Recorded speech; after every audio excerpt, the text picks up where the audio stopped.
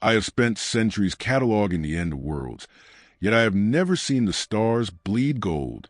The warp is a mirror, they tell us, a reflection of our collective rot. For 10 millennia, we have fed the fool with our hate, our stagnation, and our fear. But what happens when the warp reflects something extrinsic, something that does not hunger for worship, but for justice?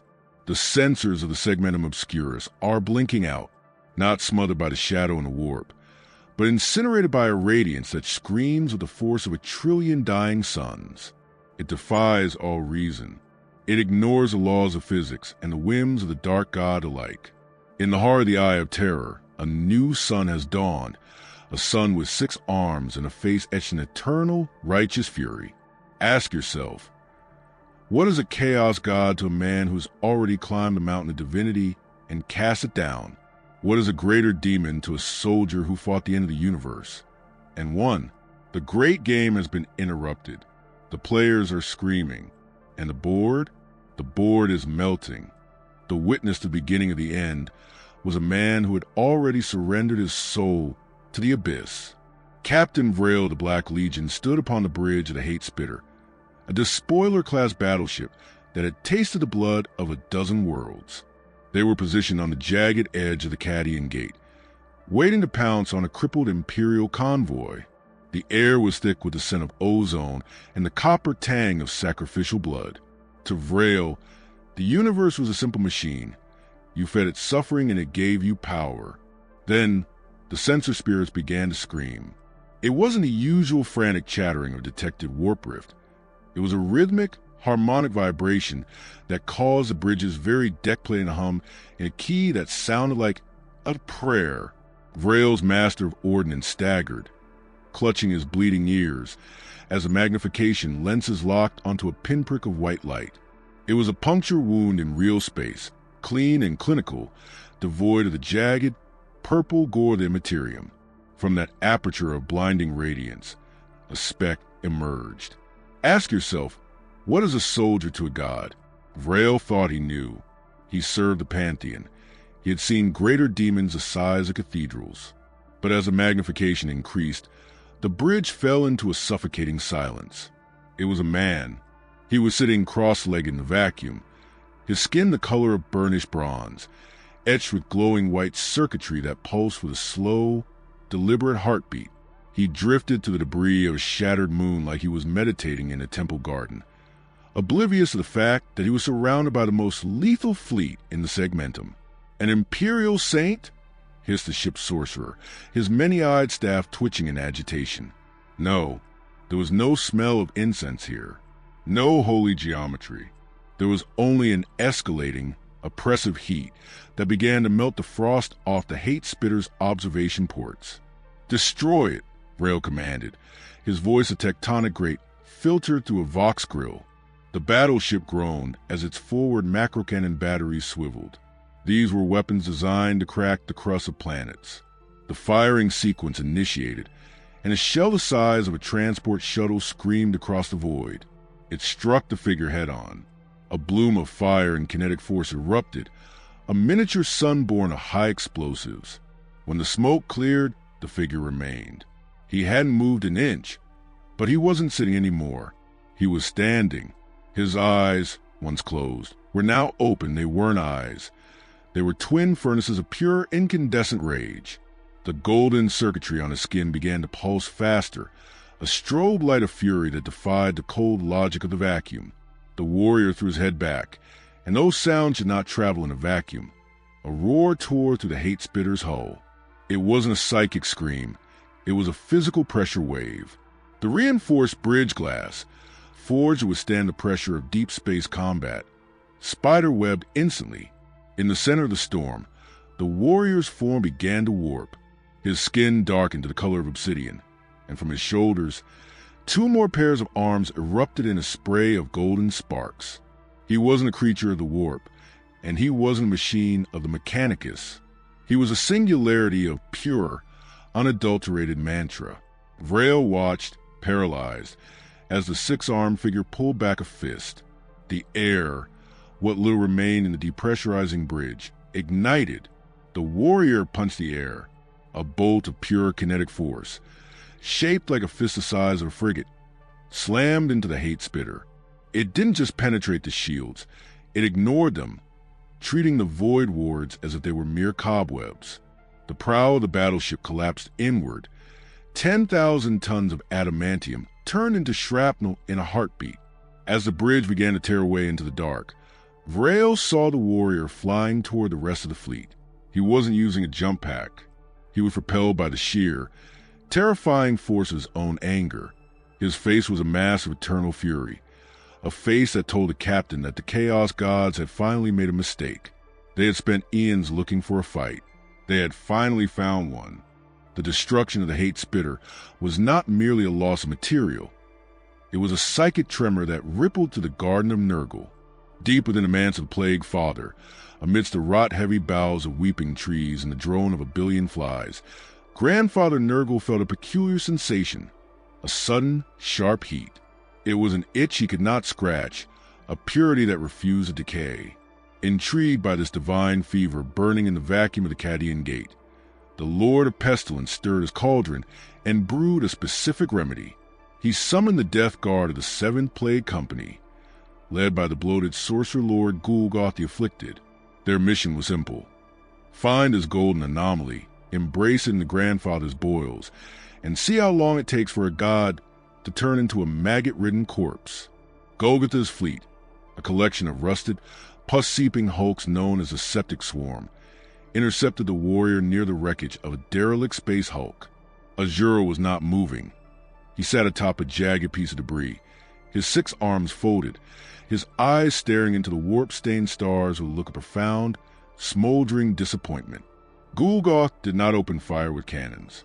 Instead, he deployed a destroyer plague through massive, pressurized gas vents, flooding the local space with cloud of sentient, soul-eating pathogens. This was a contagion designed to liquefy power armor and rot the spirit of a pre-march. We watched from the Vox feeds, expecting the Golden Warrior to melt into a puddle of sludge. But as the green fog touched the skin, it didn't fester. It hissed. It evaporated. Asura's body temperature rose to a subatomic white heat, incinerating the pathogens before they could even register his DNA. It defies the cycle, Gulgoth croaked, his voice what with phlegm and disbelief. Nothing is immune to the grandfather's love. Frustrated, the sorcerer lord signaled for the heavy hitters.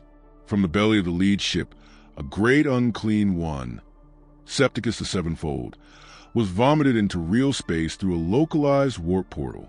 The demon was a mountain of necrotic fat and exposed entrails, swinging a rusted flail that carried a weight of 1,000 plagues. Septicus laughed, a sound like wet leather tearing, and lunged for Asura. The warrior finally moved. He didn't dodge. He met the demon's charge head-on. A massive, gangrenous hand closed around Asura's torso, the sheer pressure enough to crush a land raider. One of Asura's arms was wrenched violently from its socket, torn away by the demon's overwhelming mass. For a moment, we thought the anomaly had met its match. Septicus roared in triumph, bringing the torn limb to his mouth to feast upon its divine marrow. But Asura did not scream in pain. He screamed in offense. The stump of his shoulder didn't bleed red. It geysered molten gold. Within a heartbeat, the lost limb didn't just grow back. It was joined by 4 others in a violent, prismatic eruption of mantra energy. Asura was now a whirlwind of 6 limbs, each fist striking with the frequency of a tectonic shift. He began to punch the great unclean one. 100 blows a second. 1,000. The demon's mountainous flesh began to ripple and liquefy, not from rot, but from the sheer kinetic energy transferring through its cells. The invulnerability of Nurgle's children was being overwritten by a force that simply hit harder than the universe was designed to handle. The climax was a spectacle of cosmic horror. Asura grabbed the great unclean one by his protruding ribs and hoisted a mountain of filth above his head. His eyes flared with a light so intense, it blinded the Death Guard's optical sensors. With a final, guttural roar of "Begone," Asura flexed. He didn't just kill the demon, he detonated it. The mantra energy reacting with the demon's warp stuff caused a localized collapse of the veil. Septicus the Sevenfold vanished in a pillar of golden fire, his essence not returning to the garden, but being utterly cauterized from existence. Gulgoth watched his god's champion turn to ash and, for the first time in 10 millennia, the Sorcerer Lord felt a sensation he had long forgotten, the cold, hollow ache of genuine terror. Ask yourself, what happens to the god of decay when he encounters a fire that never goes out? Where the plague father failed with blunt trauma and filth, the weaver of destinies sought to conquer through the dissolution of the mind.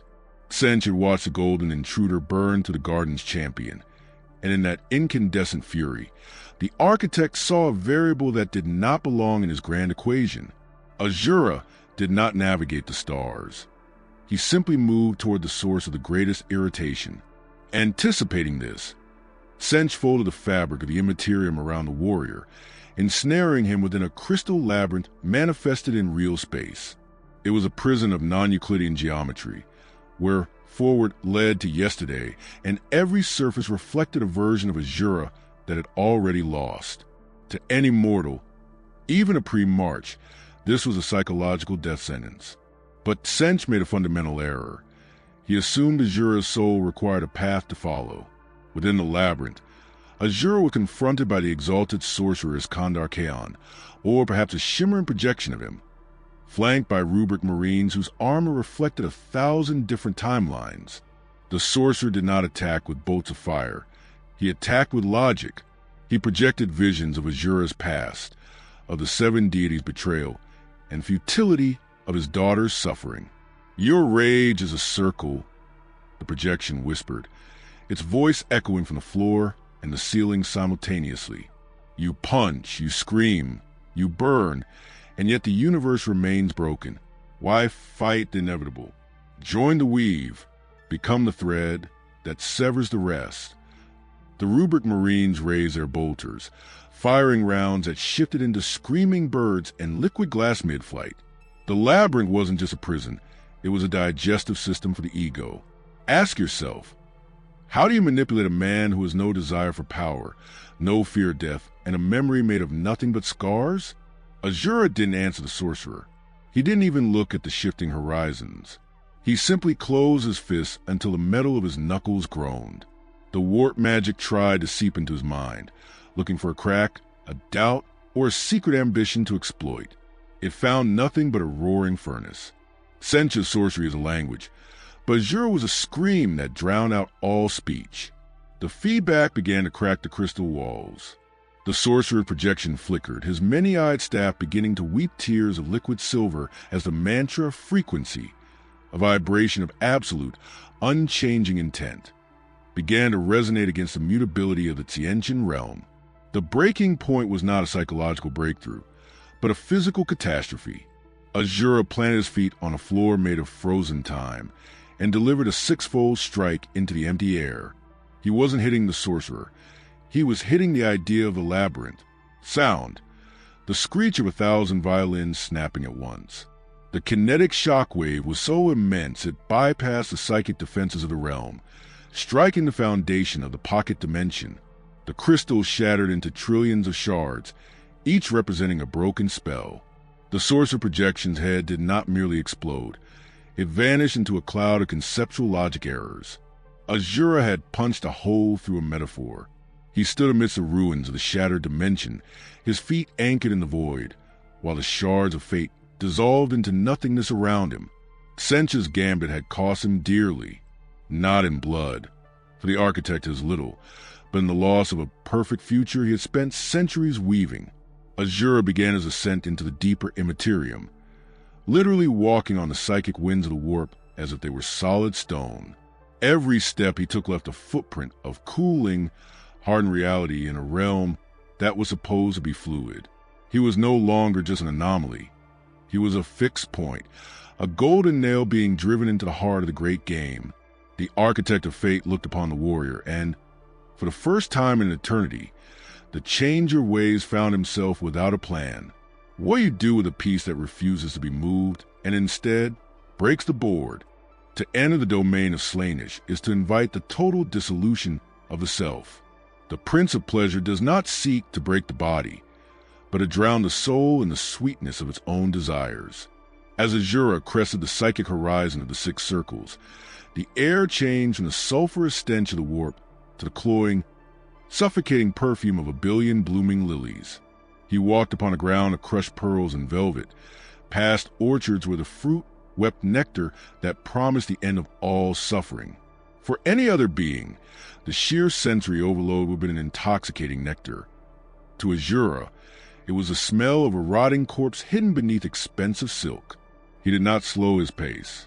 He did not look at the shapes dancing in the periphery of his vision, creatures of impossible beauty and horrific grace who beckoned to stay and rest his weary arms. As he reached the fourth circle, the temptation shifted. Slaanesh, sensing that carnal pleasure held no sway over this bronze titan, offered him the ultimate combat. He was met by a phalanx of keepers of secrets. Their forearm formed a mockery of his own, their movements a hypnotic ballet of lethality. They did not roar. They whispered promises of a perfection of rage. They offered him an eternity of battle where he would never grow tired, where every strike would be a masterpiece of sensation. They spoke of his daughter, Mitra, claiming that in this realm, she could be recreated in an endless loop of joyful reunion. Ask yourself, what is the price of a lie that tastes like your heart's deepest wish? The demons danced closer, their claws tracing patterns in the air that could mesmerize a hive world into voluntary slavery. Asura stopped, the golden lines on his skin dim for a heartbeat, flickering like a dying candle. The keepers of secrets slowed their dance, sensing a victory. They believed they had found the hook, the obsession that would bind him to the prince's garden forever. But they failed to realize that Asura's fury was not a sensation he enjoyed. It was a burden he carried. His rage was not born of a desire for violence, but a refusal to accept a world where the innocent are used as fuel. As the lead demon reached out a slender, violet hand to touch his cheek, Asura's eyes didn't just light up, they detonated. The memory of the seven deities, of those who called themselves protectors while they slaughtered their own people, surged to the surface. It was a cold, hard rejection of the divine narcissism that Slaanesh represented. I have seen your kind before. Asura's voice rumbled, a sound like grinding tectonic plates that shattered the crystal flutes playing in the distance. You build palaces on the bones of suffering and call it beauty. He did not use his fists. He simply exhaled, and the breath was a wave of kinetic heat that stripped the skin from the dancing demons. He entered his berserker state, his form swelling, his skin turning a jagged, volcanic red. He struck the ground with a single, downward palm. Sound, a low-frequency thud followed by the sound of a continent-sized mirror cracking. The shock wave didn't just level the trees. It shattered the logic of pleasure that governed the realm. The continent-sized garden began to fold on itself, the velvet soil turning to ash and the nectar turning to bile. The palace of excess trembled. Slaanesh, the Dark Prince, felt a sensation that was entirely new and altogether repulsive, a total lack of interest. Asura was a void in the prince's banquet, a guest who refused to eat and instead burned the table. The warrior walked through collapsing remains of the six circles, leaving a trail of blackened, scorched earth where flowers used to bloom. He was looking for the source of the rot, but he found only echoes and shadows. The Prince of Pleasure withdrew into the deepest sanctum, unwilling to touch a soul that was so thoroughly cauterized by its own integrity. Asura stood amidst the ruins, his 6 arms trembling not with fatigue, but with the sheer weight of his contempt. He had looked into the face of perfection and found it wanting. Unlike the subtle traps of the architect or the cloying whispers of the prince, the realm of Khorne offered Asura the only thing he had ever truly known, an invitation to die on his feet. As the warrior crossed the threshold into the realm of brass, the sky turned the color of a fresh arterial spray. The ground beneath him was not earth, but a compacted layer of infinite skulls, a geological record of every murder committed since the dawn of time. Sound, the rhythmic, deafening beat of a billion swords hitting shields. Khorne did not hide. He did not plot. He sat upon his throne of bone, a mountain of brass and muscle, and watched with eyes that burned like dying stars. For the blood god, Asura was a masterpiece, a creature of pure, unbridled wrath that had finally come home to the only father who could appreciate its depth. The greeting was not a parley, but a tidal wave of violence. Khorne gestured, and the gates of the brass citadel burst open. Out poured the legions of the blood god, bloodletters with hellblades that hummed with thirst, flesh hounds that smelled the fear Asura didn't possess, and at their head, the exalted bloodthirster Ka'Bandha. The demon lord was a titan of leather and fire, his wings casting shadows over the skull plains. Your anger is a gift of the throne. Ka'Bandha roared, his voice shaking the very foundations of the warp. Every drop of blood you spill, every bone you break, feeds the master of this realm. Join us, and the galaxy will be nothing but a pyre for your vengeance. The legions closed in, a red sea of blades intending to drown the bronze intruder. Ask yourself, what happens when a man whose rage is a shield meets a god whose rage is a cage? Asura did not join the choir's screams. He stood silent as the first wave of bloodletters reached him, their blades shattering against his skin like glass against stone. He didn't fight because he loved the blood. He fought because they were in his way. As the pressure of the horde increased, Asura's internal mantra reactor reached a critical state. He didn't just grow in power, he grew in scale.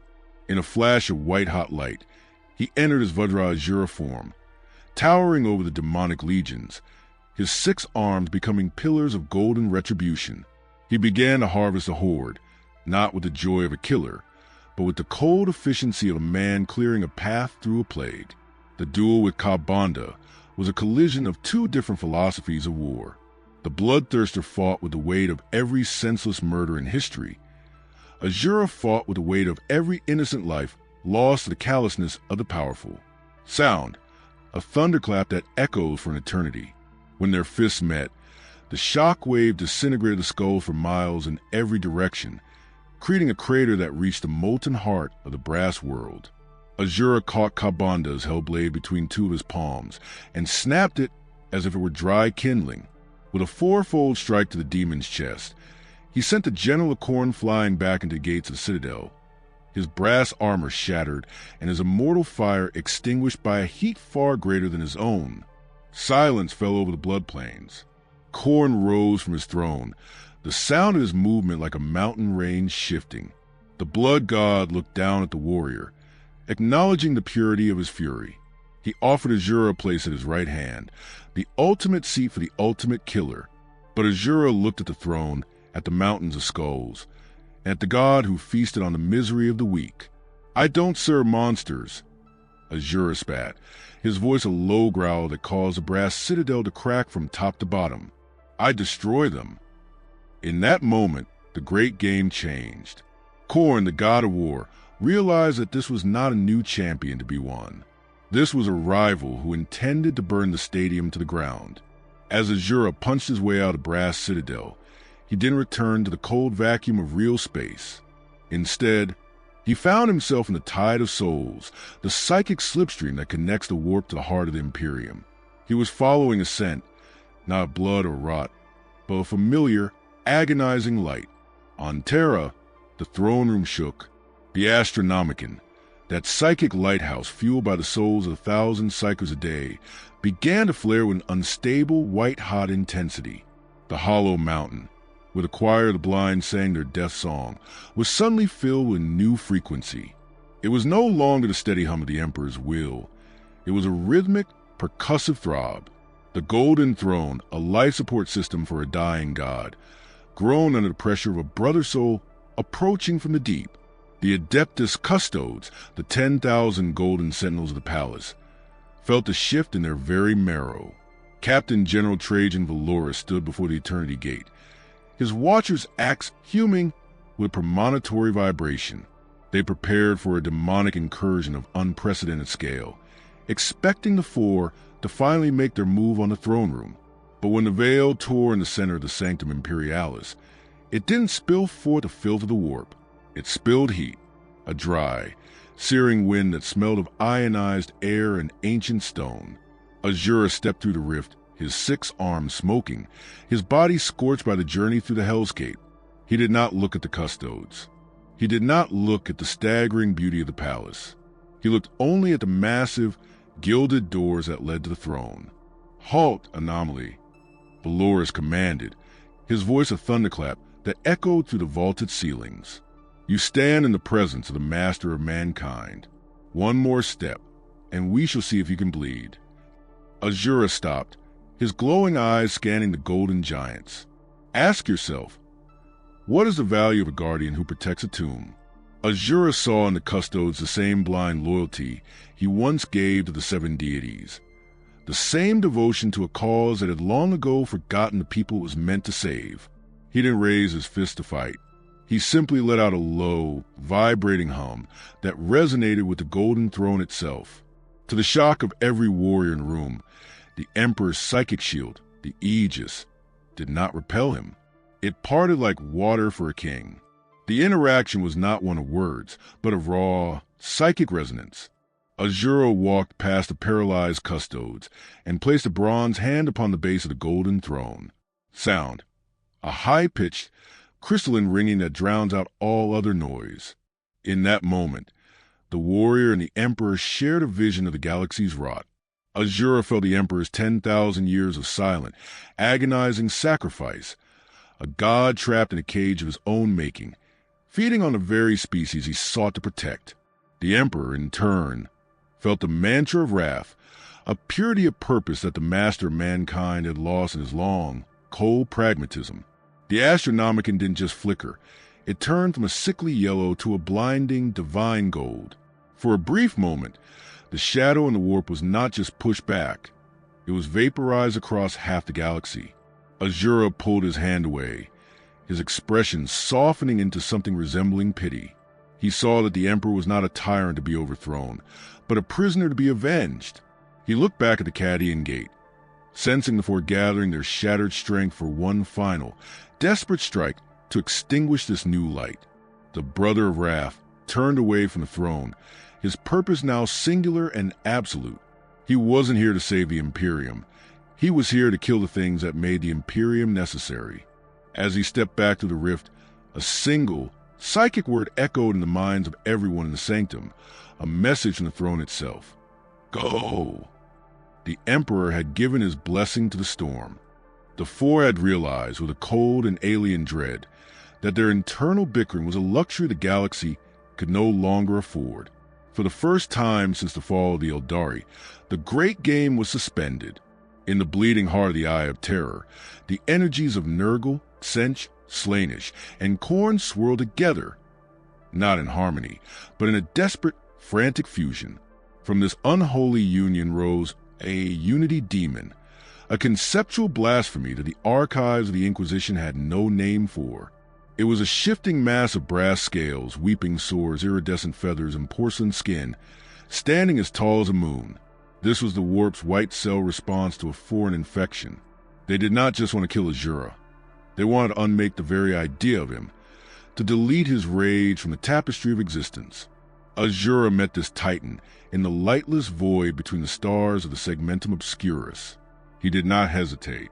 He did not posture. He simply ignited. Sound, the roar of a star being born, a high-frequency scream that vibrates the soul. Entering his mantra reactor state, Asura's skin turned to a translucent, white-hot porcelain, his 6 arms vibrating so fast they blurred into a halo of light.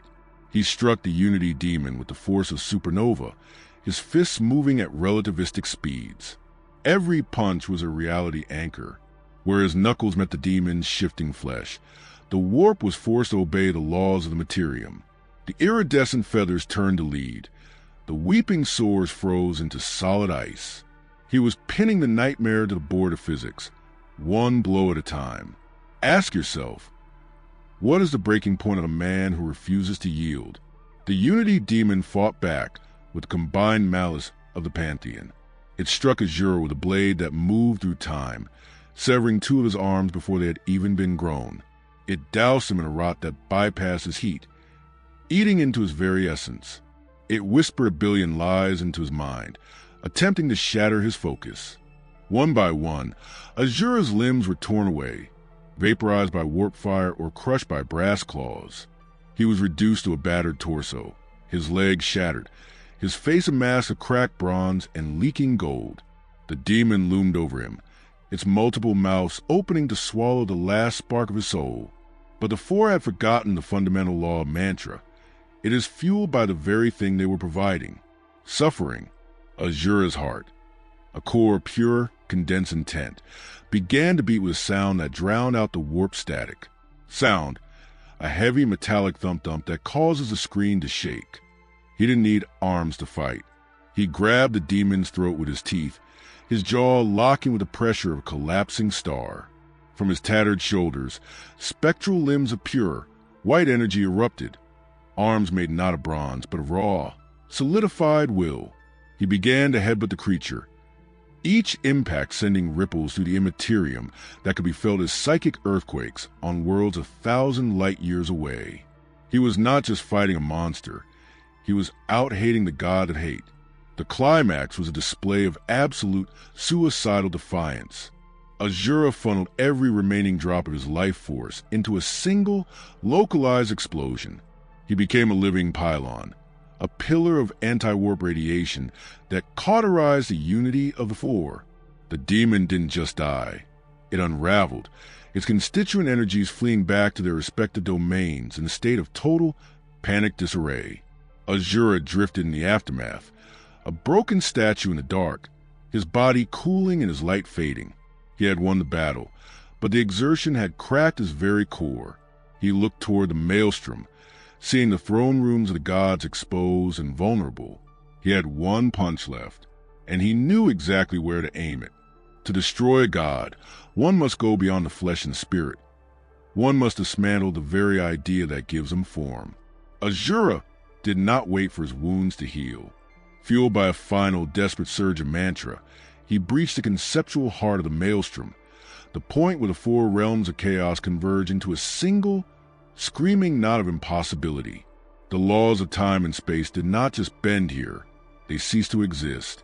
He stood at the center of a nightmare, looking out at the four horizons, the rotting forest, the shifting towers, the silk-draped palace, and the brass citadel.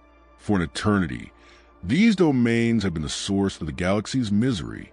Ask yourself, if a nightmare is built on the belief of its victims, what happens when someone refuses to believe? Asura closed his remaining fists and felt the universe tremble in anticipation of his final verdict. The transformation was cataclysmic. Asura did not merely grow. He underwent a mantra singularity, manifesting as Asura the Destructor. His form expanded until the stars themselves were but sparks beneath his feet. He became a celestial entity of burnished gold and white-hot fire, his 6 arms spanning the width of entire solar systems. This was the form that had once stood against the creator of his own universe, and now it was turned toward the four. The gods scrambled to defend their borders, pouring every ounce of their remaining essence into their respective realms. Nurgle's garden grew thick with billion-year-old vines. Tzeentch's towers multiplied into infinite fractals. Khorne's walls thickened with the brass of 1,000,000,000,000 wars. It was a shield of conceptual history, meant to withstand the end of time. Asura did not use finesse. He simply began to punch. Sound. The sound of a glass hammer hitting a marble planet. A deep, resonant crack that echoes to the warp. His first strike landed on the Garden of Nurgle. The impact was not a physical one, but a kinetic purge. The great cauldron, where every plague in history was brewed, was not just broken. It was vaporized. The entropy that Nurgle commanded was overwritten by Asura's absolute, unchanging will. The rotting trees turned to white ash, and the grandfather himself felt the cold sting of a final, permanent winter. The cycle of life and decay was broken by a force that did not belong to the cycle. Asura's fist didn't just kill. It erased the possibility of the rot's return. He turned his fury next to the labyrinth of Tzeentch and the palace of Slaanesh. With his lower arms, he clapped his hands together, creating a shockwave of pure truth that shattered the illusions of the prince and the architect alike. Tzeentch's infinite towers collapsed into simple, mundane dust, their complexity rendered meaningless by the simplicity of Asura's hate. Slaanesh's palace, with all its hidden shames and exquisite agonies, was flattened into a silent wasteland. The gods were being evicted from their own metaphors. Sound, the high-pitched, terrifying scream of a deity realizing its own mortality. They were no longer the masters of the warp. They were vermin scurrying as their nest was kicked apart by a giant. The final strike was reserved for the brass throne. Asura the Destructor reached down and gripped the foundation of Khorne's realm. He didn't just hit it. He began to crush it between his palms. The blood god, the embodiment of violence, found that his own domain was being used as the anvil for Asura's hammer. The throne of skulls was ground into fine white powder. In this moment of total conceptual collapse, the great game did not just end, it was forfeited. The four were not dead in the mortal sense, but they were broken, their realms reduced to scattered, flickering embers in a cold and silent void. Asura stood alone in the ruins of the Pantheon, his light beginning to flicker as his life force reached its absolute limit. He had won, but at what cost? The silence following the collapse of the Pantheon was more deafening than the roar of the battle. Asura, his destructor form having sloughed away like burnt parchment, drifted back into the cold, physical reality of the Materium. He was a shadow of the Titan who had crushed the brass throne. His 6 arms were cracked, the golden mantra circuitry on his skin flickering like a dying torch in a gale. As he hung in the void, he looked back at the galaxy he had just liberated. He saw the Imperium of Man, a sprawling, festering wound across the stars. He saw the hive world where billions toiled in darkness, the pyres of the Inquisition, and the cold, unfeeling cruelty of a species that had forgotten the meaning of mercy. Ask yourself, what is the value of victory if the survivors have already become the very monsters you fought to destroy? Asura's soul, honed by eons of suffering, reached out to touch the collective consciousness of humanity. He didn't find the joyous relief of a freed people. He found a deeper, more entrenched terror. Without the four to blame for their sins, the humans were left with nothing but their own reflection. He saw mothers weeping over children branded as heretics. He saw soldiers executing their brothers for the crime of hesitation. The righteousness Asura had fought for was a language the 41st millennium had long ago deleted from its lexicon. A profound, soul-deep sadness washed over the warrior. He realized that while he had broken the gods, he had not broken the chains. The rot was not just in the warp. It was in the marrow of the survivors. In the distance, the great rift, the cicatrix male dictum, began to bleed, though the god was shattered. The wound in reality remained, a jagged tear through which the raw energy of the immaterium still leaked. It was a hemorrhaging of the universe that would eventually swallow everything, chaos gods or no. Asura looked at his hands, seeing the porcelain-like metal of his skin beginning to flake away into gray dust. He was a battery that had been drained to its last spark. He had enough power left to do one of two things. He could use the remaining mantra to heal himself and hunt down the tyrant of the Materium, or he could close the wound. He could be a conqueror, or he could be a seal. Sound, a low melodic chime, like a temple bell ringing across the vacuum. Asura closed his eyes. He thought of Mitra. He thought of the world as it was meant to be, not a fortress, but a home. He chose to be the seal. With a final guttural scream that channeled every remaining ounce of his existence, Asura ignited his core. He didn't lunge at an enemy. He threw himself into the center of the great rift. He became a bridge of solid, golden light, his 6 arms stretching out to grip the edges of the tear in space-time. He was no longer a man or a god. He was a living cauterization. The heat of his soul began to fuse the jagged edges of reality back together, his very essence acting as the stitches for a dying universe. The cost was absolute. As the rift began to shrink, pulled together by the impossible strength of a father's love and a warrior's spite, Asura's body began to petrify. The molten gold in his veins cooled into leaden stone. His roar faded into a silent, eternal snarl of defiance. The great rift closed, leaving behind only a faint, shimmering scar of white energy across the stars. a sanctuary zone where the warp could no longer touch.